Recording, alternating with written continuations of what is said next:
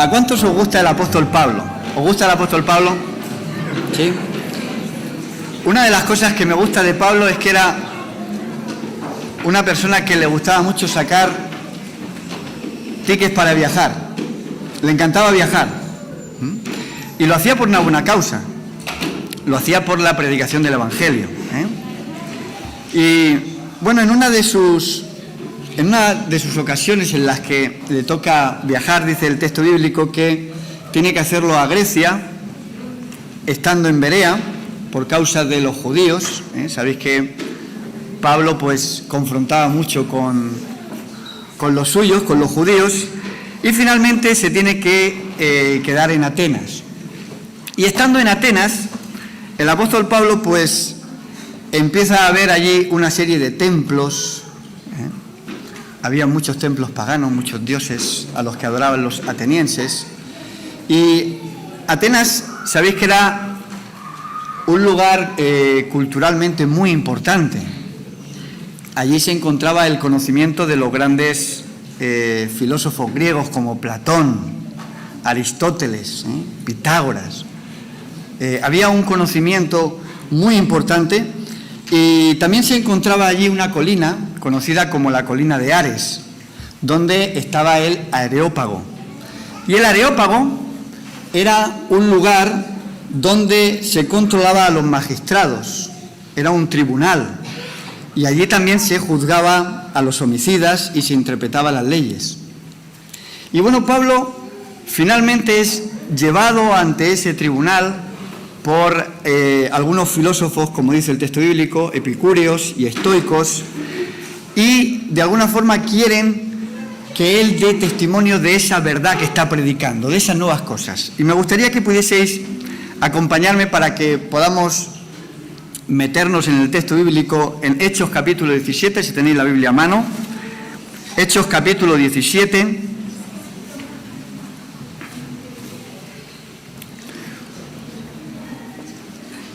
Y vamos a leer a partir del versículo 16, donde dice el texto bíblico, dice: mientras Pablo los esperaba a Silas y a Timoteo, allí en Atenas, dice, su espíritu se enardecía viendo la ciudad entregada a la idolatría. Así que discutía en la sinagoga con judíos y piadosos, y en las plazas cada día con los que concurrían. Algunos filósofos de los epicúreos y estoicos discutían con él, y unos decían: ¿qué querrá decir este palabrero? Y otros: parece que es predicador de nuevos dioses. Esto decían porque les predicaba el Evangelio de Jesús y de la resurrección. Lo tomaron y lo trajeron al Areópago diciendo: ¿podemos saber qué es esta nueva enseñanza de la que hablas? Pues traes a nuestros oídos cosas extrañas. Queremos, pues, saber qué quieres decir con todo esto. Porque todos los atenienses, fijaos qué cosa más curiosa, y los extranjeros residentes allí, en ninguna otra cosa se interesaban sino en decir o en oír algo nuevo.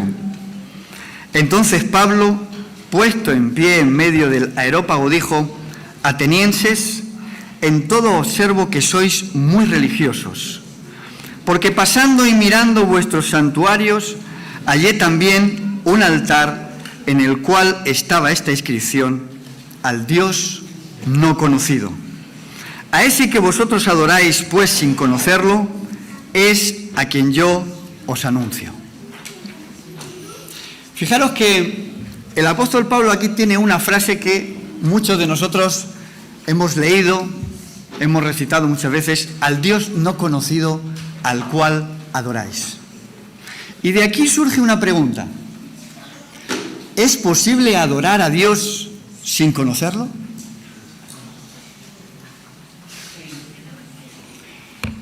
Pablo dice que los atenienses adoraban a ese Dios y no lo conocían.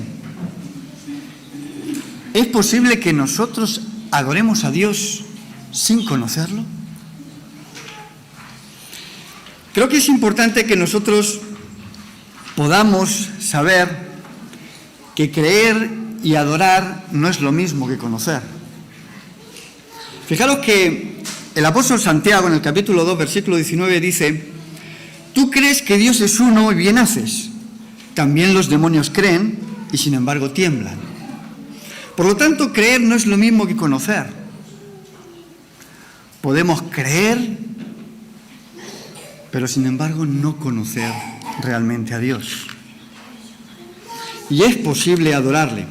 Y yo creo que muchas veces hemos leído todos los pasajes del libro de Job. ¿Os gusta el personaje de Job?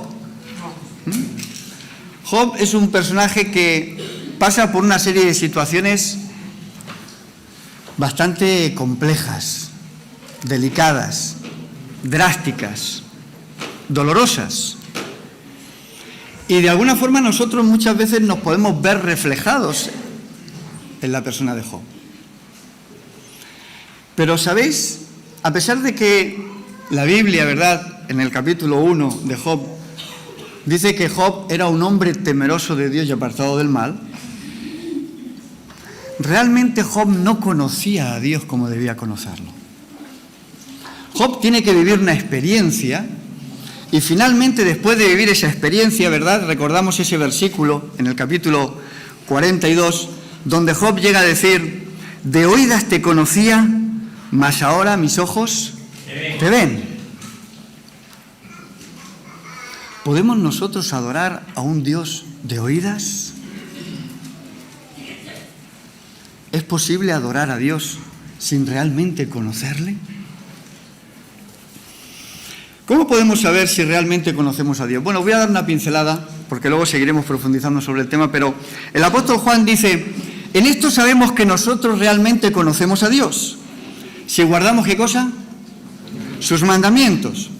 El que dice yo le conozco pero no guarda sus mandamientos, el tal es un mentiroso, y dice y la verdad no está en él. O sea que cuando nosotros decimos que realmente conocemos a Dios, pero no estamos andando en los caminos de Dios, ¿qué estamos manifestando?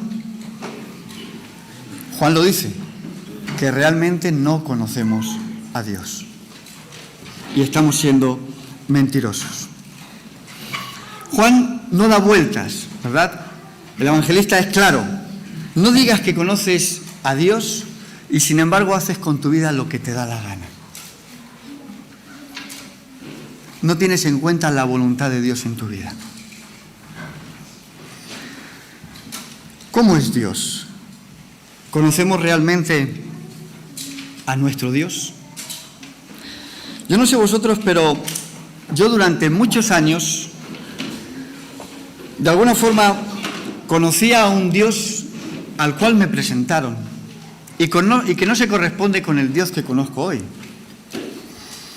Me enseñaron un Dios que de alguna forma se cabreaba por todo, que no tenía sentido del humor, que no se reía, que de alguna forma le agradaban los sacrificios.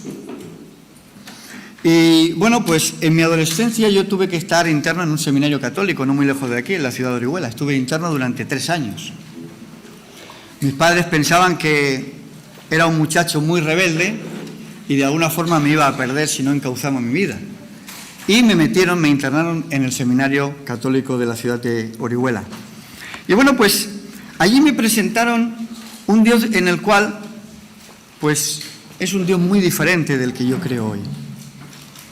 Tenía que hacer ejercicios espirituales, tenía que rezar el rosario todos los días, confesarme por lo menos una vez por semana, porque si no, no podía tener la comunión, y evidentemente estaba en peligro de muerte eterna.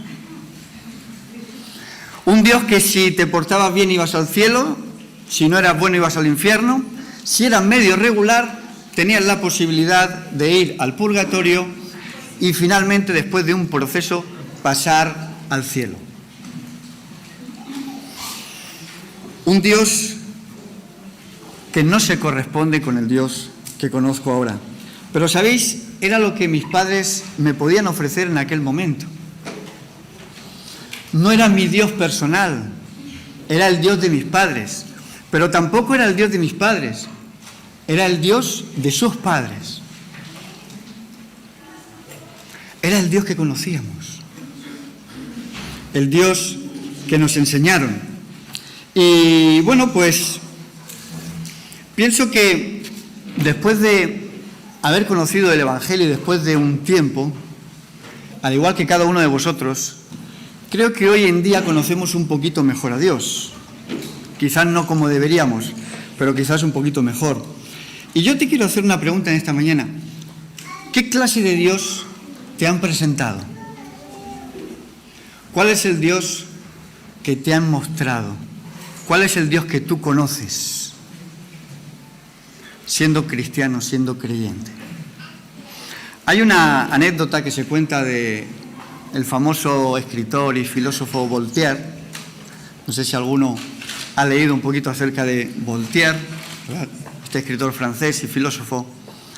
Él se conocía mucho porque creían que era una persona atea, o siempre se ha defendido que Voltaire era ateo.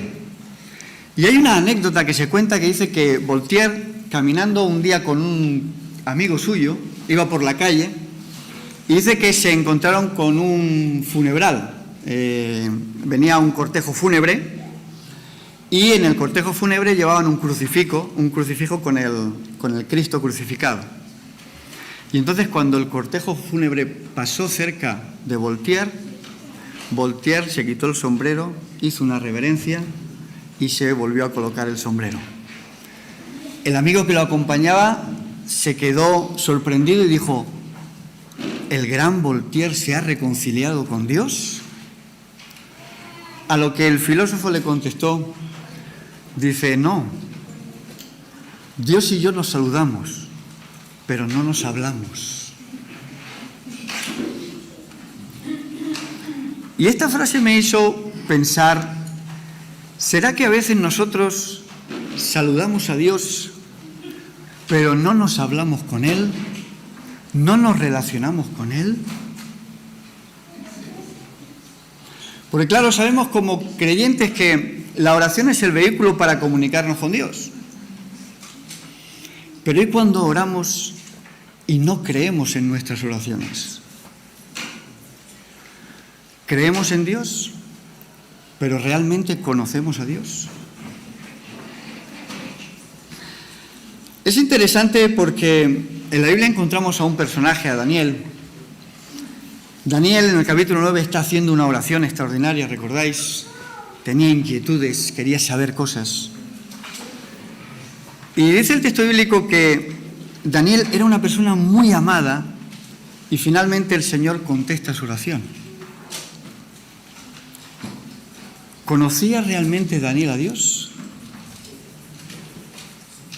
¿Lo conocía? ¿Os gustaría que dijesen de vosotros cuando estéis orando que sois muy amados por Dios? Evidentemente el amor no es algo que surge. Hay quien habla del amor a primera vista, pero yo no sé si alguno de vosotros ha tenido amor a primera vista con Dios.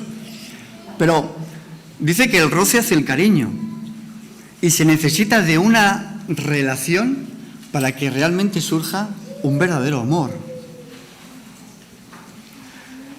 Daniel era una persona que oraba al Señor, hablaba con Dios y tenía una buena relación con Dios. Y yo no sé si nosotros, cuando oramos, sabemos realmente con quién estamos hablando. Sabemos quién es Dios. Si lo conocemos. Hay una historia que dicen que es una historia real, que ocurrió en Estados Unidos. Y dice que había una iglesia. Sabéis que en Estados Unidos pasan muchas cosas, en Estados Unidos, es cierto, en Estados Unidos yo leí un artículo de prensa hace ya algunos años que se llegó a denunciar a Dios por el tema de los huracanes y de los tornados. Él era el responsable, ¿no? Y había una denuncia en uno de los tribunales. Bueno, pues hay una historia que dicen que también es verídica, donde había una iglesia en Estados Unidos y resulta que esta iglesia estaba cerquita de un bar, o sea, enfrente tenía un bar. Y claro, pues en ese bar había gente que se emborrachaba, tiraban botellas, hacían escándalo. Y entonces la iglesia y el pastor pues estaban ya preocupados y un poco como diciendo, oye, esto tiene que acabar.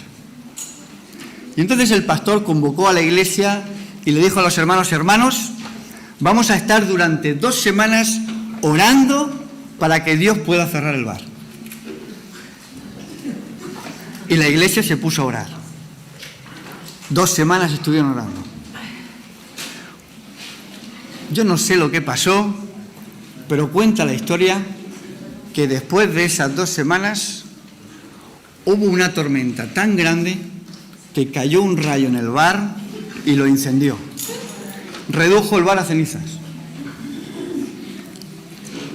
El dueño del bar, al enterarse que la iglesia había estado orando para que Dios destruyese el bar, puso una demanda contra la iglesia. Y entonces el pastor tuvo que ir a la iglesia a defenderse. Y entonces el juez le dijo allí al dueño del bar que contara un poquito su experiencia, y este hombre decía: señor juez, el pastor y su iglesia han estado orando para que Dios incendiara mi bar. Y entonces el juez le dice al pastor: pastor, ¿es esto cierto? Y el pastor respondió, dice: bueno, nosotros oramos, pero nunca pensamos que iba a ocurrir eso. Y entonces el juez dice: estoy sorprendido.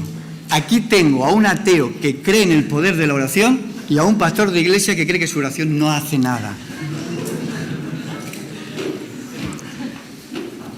Suena a chiste. ¿Pero conocemos nosotros realmente a nuestro Dios? ¿Sabemos que Dios tiene poder o no tiene poder? ¿Sabemos que Dios puede hacer cualquier cosa, sí o no? Pero muchas veces no conocemos al Dios en el cual decimos creer. Hay muchas veces, mis queridos hermanos, que hay personas que me han llamado o en la iglesia me han dicho: pastor, ore por esta cosa o por esto otro, por mi hijo, por mi hija, porque yo sé que a usted Dios le va a escuchar más que a mí. Eso me lo han dicho a mí. Como si el pastor fuese alguien tan especial que solo Dios puede escuchar al pastor. ¿Realmente ese es el Dios que conocemos, mis queridos hermanos? El Dios que yo conozco no hace acepción de personas. Si yo voy delante del Señor con humildad y le pido por alguna cosa, el Señor nos va a escuchar, ¿sí o no? ¿Va a atender nuestras plegarias y nuestras oraciones? Evidentemente. ¿Cómo es el Dios en el cual yo creo?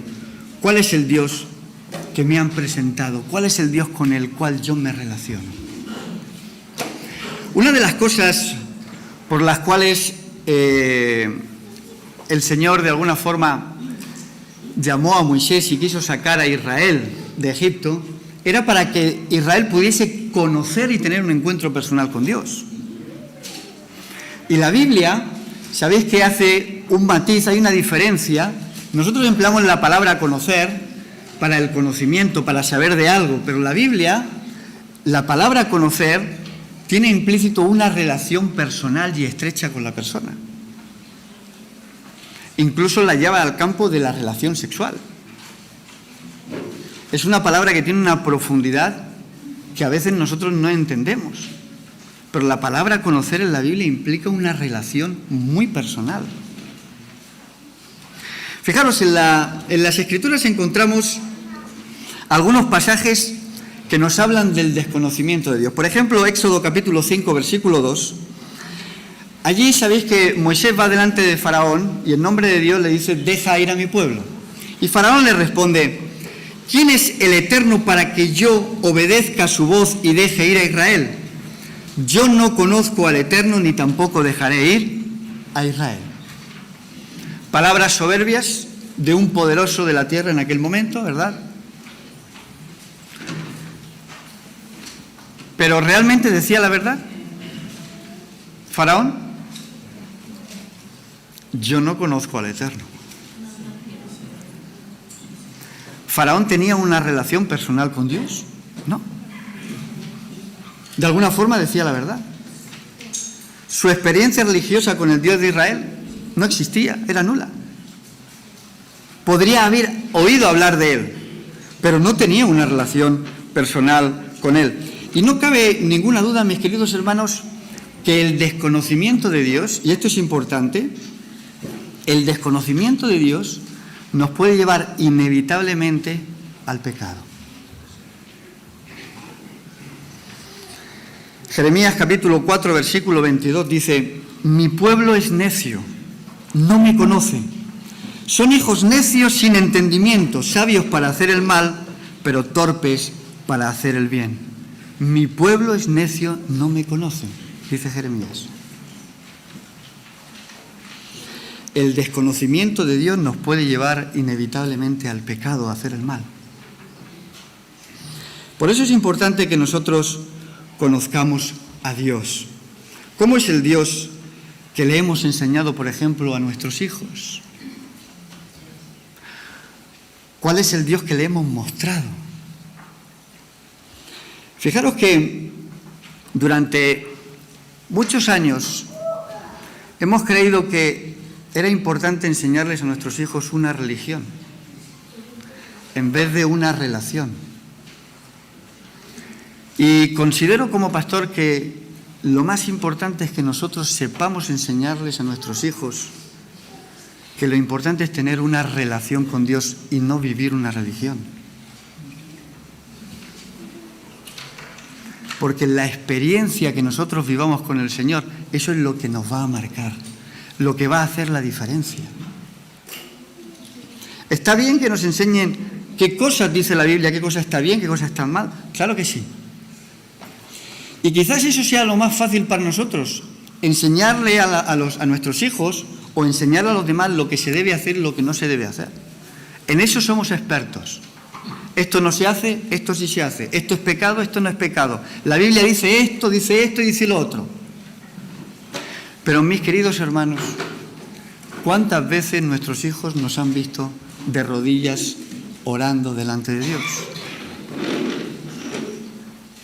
¿Cuántas veces nuestros hijos han escuchado de nuestra propia boca nuestras experiencias personales que hemos vivido con Dios? Los milagros que el Señor ha hecho en nuestra vida. Porque finalmente si conseguimos enseñarles a nuestros hijos una relación, lo demás va a venir solo. Amarán a Dios, conocerán a Dios. Y como resultado vendrá la obediencia. Fijaros que en la Biblia encontramos, en el libro de los Jueces, en el capítulo 2, versículo 10, una experiencia que ocurre justo después de que muchos de los que habían salido de Egipto habían pasado al descanso. Fijaros lo que dice el texto bíblico, dice: y toda aquella generación fue también reunida a sus padres, o sea, habían muerto. Y después se levantó otra generación que no conocía al Eterno, ni la obra que Él había hecho en Israel. Entonces los israelitas hicieron lo malo delante de los ojos del Eterno y sirvieron a los Baales. Se levantó una generación que no conocía al Eterno. ¿Cuál fue la consecuencia? La idolatría. Arrastrarse por ídolos. Que hoy quizás los ídolos que tenemos aquí no son imágenes, pero hay otro tipo de ídolos. Y cuando yo no tengo una relación, hablamos de la palabra conocer, cuando yo no tengo una relación personal con Dios, ¿eso a dónde me puede llevar? Evidentemente, a cometer el pecado. Uno de los motivos por los cuales Jesús vino a la tierra, yo creo que es evidente y todos lo sabemos, es para salvar al ser humano. ¿Estamos de acuerdo? Ese fue el principal motivo, podemos decir. Jesús vino a salvar lo que se había perdido. Pero el segundo motivo por el cual Jesús vino a la tierra, ¿sabéis cuál es? Lo dice Juan en el capítulo 17, versículo 3. Y esto es la vida eterna, que te conozcan a ti, el único Dios verdadero, y a Jesucristo, a quien tú has enviado. ¿En qué consiste la vida eterna? En conocer a Dios. ¿A qué vino Jesús? A salvar al ser humano, pero también a dar a conocer a Dios, a dar a conocer al Padre. Y esto es interesante porque, ¿sabéis? Quizás nosotros tenemos un concepto de Dios muy distinto al que tenían los judíos o incluso algunos judíos de nuestros días. Y me encanta porque Jesús, cuando está hablando de la oración, introduce un elemento extraordinario en sus oyentes. Y dice, cuando oréis, ¿recordáis cuál es el pedido de los discípulos? Maestro, enséñanos a orar como Juan enseñó a sus discípulos, ¿verdad? Y dice, cuando oréis, decid, Padre nuestro que estás en los cielos. Primer concepto, Dios es tu Padre. Dios es un Padre amoroso. Porque, ¿qué entendemos nosotros de un buen padre? ¿Qué quiere un buen padre? ¿Qué quiere un buen padre? Que sus hijos estén bien atendidos, que su esposa esté bien atendida, sea feliz, que su familia funcione bien, provee, protege. Eso es lo que nosotros entendemos, ¿verdad? Por un buen padre. Jesús introduce ese concepto. Cuando oréis, decid, Padre nuestro que estás en los cielos. ¿Cómo se revela realmente el Padre a nosotros? A través de la persona de Jesús. Si queremos realmente conocer a Dios y tener una experiencia única con Él, debemos hacerlo a través de la persona de Jesucristo. A través de Jesús, nosotros podemos llegar a conocer a Dios. Esto es algo que tuvo la oportunidad Felipe de disfrutar. Felipe tenía allí consigo al Maestro, a Jesús. Y él le dijo aquellas palabras, Maestro, muéstranos al Padre y nos basta. ¿Cuál fue la respuesta de Jesús?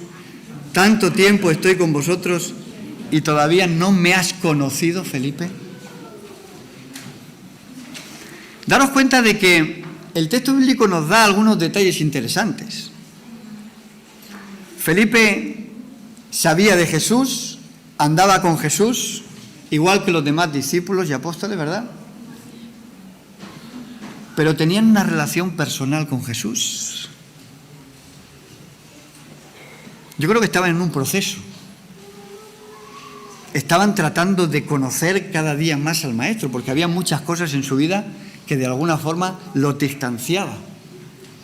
Pero Jesús por eso vino a revelar al Padre, para que nosotros podamos tener una relación especial con Dios. Luego, lo que Jesús nos está diciendo es que nosotros, si vamos a través de Jesús al Padre, tendremos un conocimiento mucho mejor de Él. Yo no sé vosotros, pero muchas veces he tenido conversaciones con personas, incluso de la Iglesia, a veces de la familia, que son católicos, y me preguntaban sobre esa diferencia entre el Dios del Antiguo Testamento y el Dios del Nuevo Testamento. Y yo creo que muchas personas se han cuestionado, ¿verdad?, el que el Dios del Antiguo Testamento pueda ser el mismo que el del Nuevo Testamento. Hay pasajes que podemos decir que son difíciles de entender o de comprender. Pero ¿realmente el Dios del Antiguo Testamento es el mismo que el del Nuevo Testamento? ¿Es el mismo Dios, sí o no? El Dios del Antiguo Testamento siempre, ¿verdad?, nos lo han mostrado como un Dios justiciero, vengador, ¿verdad?, que si te portas mal.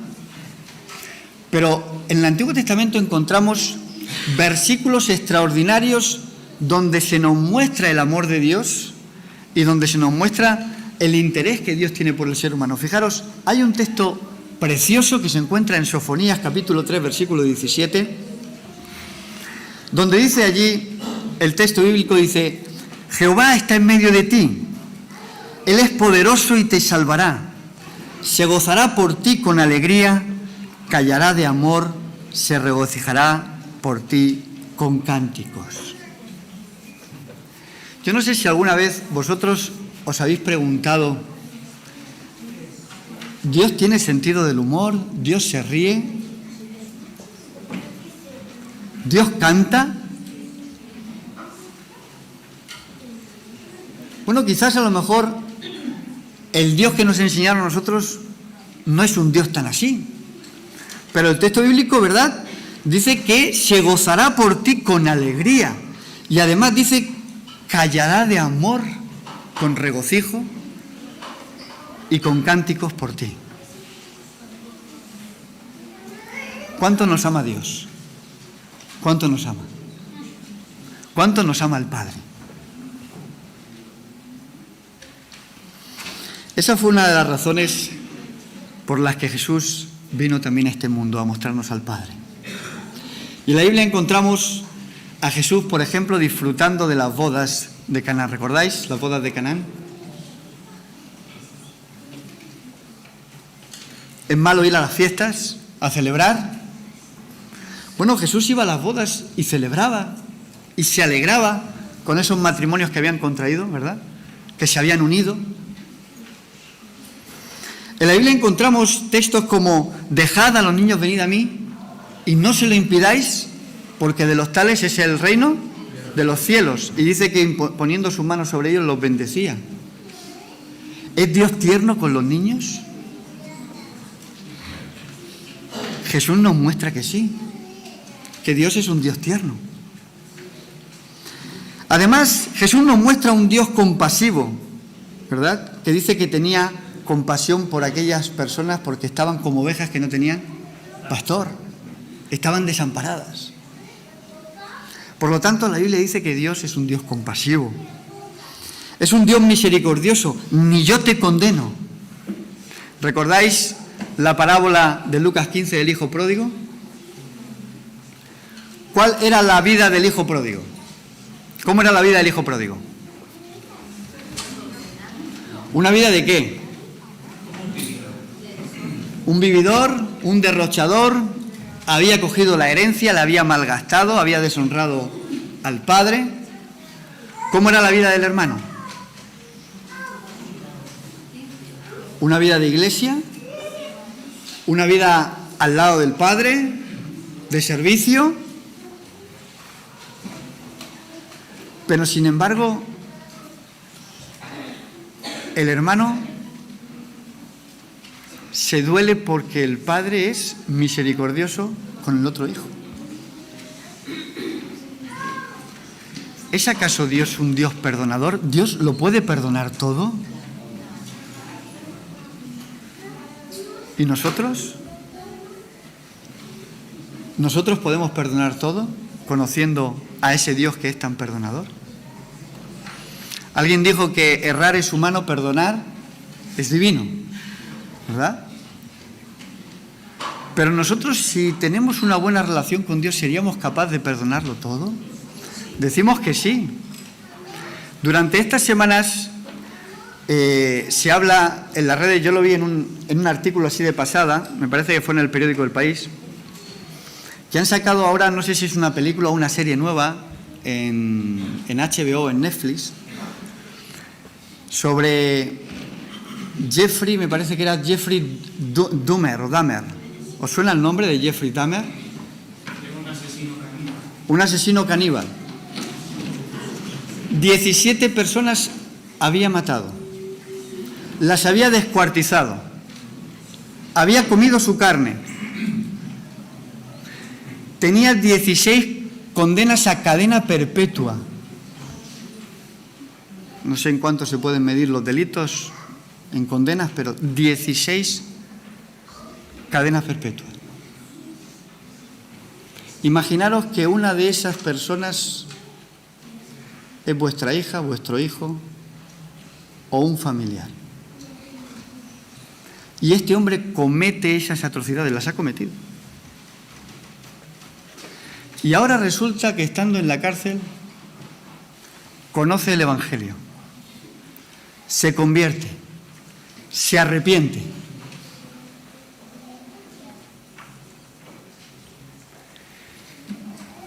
Si es uno de nuestros familiares, de nuestros hijos, ¿podemos pensar que Dios puede realmente perdonar a esa persona o a ese individuo?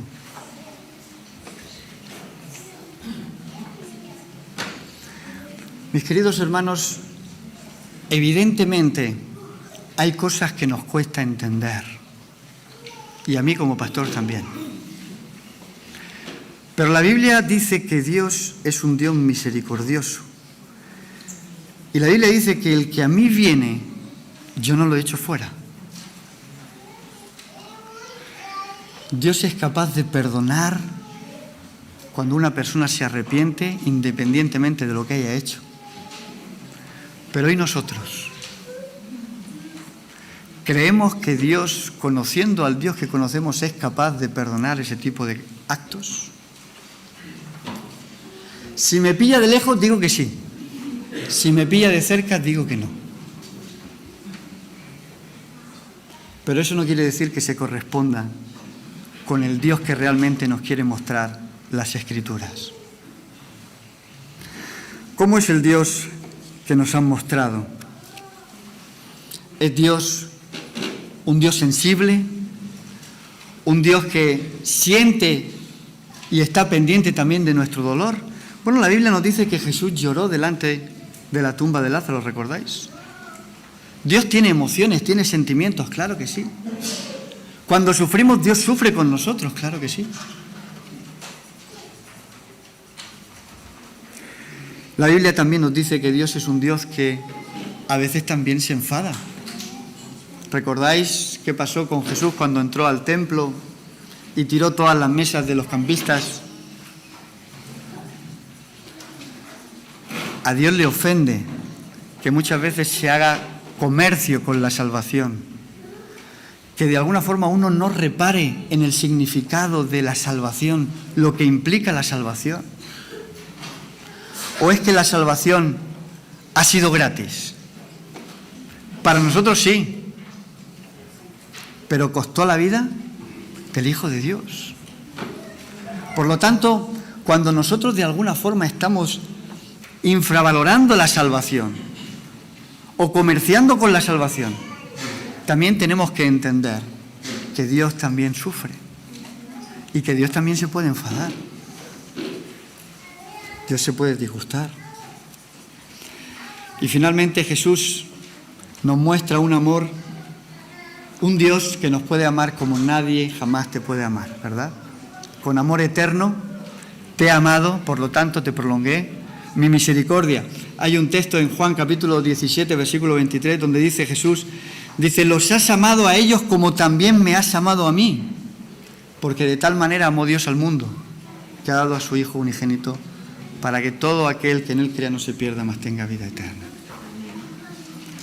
Mis queridos hermanos, ¿cómo es el Dios que os han mostrado?